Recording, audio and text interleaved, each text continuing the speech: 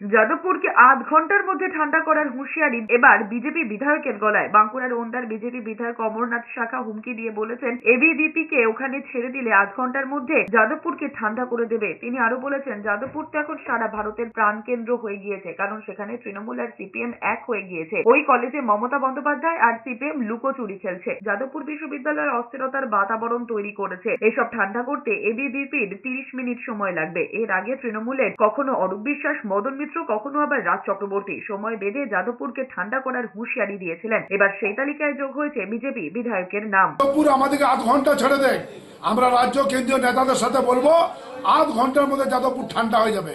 কারণ এটা তৃণমূল আর সিপিএম এর একটা কোলাকুলি চলছে।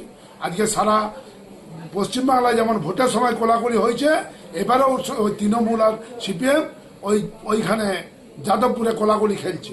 তারা এটা মানে মাস তৈরি করছে যাতে আগামী দিনে সিপিএম ওদের হয়ে ভোটে কাজ করতে পারে।